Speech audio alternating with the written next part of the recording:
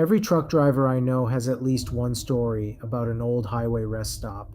This one happened to me. After that night, I understood why people stop talking once the story gets to the bathroom. I was driving home after visiting family several states away. It was just after 2:00 a.m., and I still had another 3 hours before I reached home. I pulled into a rest area that looked almost deserted. One pickup truck, one tractor trailer, no other cars. Inside, the vending machines hummed quietly, and an older employee was mopping the floor near the entrance. He looked at me as I walked past and said, "Don't stay too long."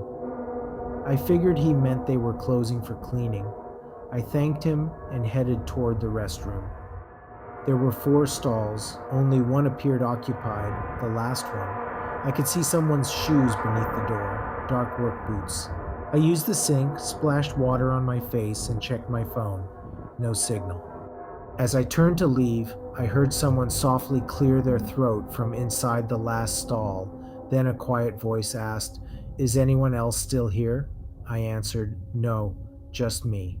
There was a long silence. Then the voice replied, "Good." Something about the way it was said made every hair on my arm stand up. I hurried toward the exit. Before I reached the door, I heard the stall unlock. Slowly, the door creaked open behind me. I glanced back. The stall was empty. The boots were gone. I walked out immediately. The older employee looked up from the floor. Without me saying anything, he asked, "You answered, didn't you?" I nodded. He sighed. "I tell everyone not to answer."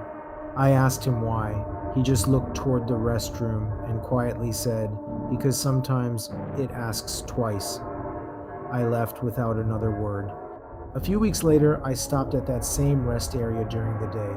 The employee wasn't there. When I asked another worker about him, she looked confused. She said she'd been working there for nearly 10 years. No one matching that description had ever worked there. I still drive that highway, but if I stop for coffee, I use the restroom before I leave home.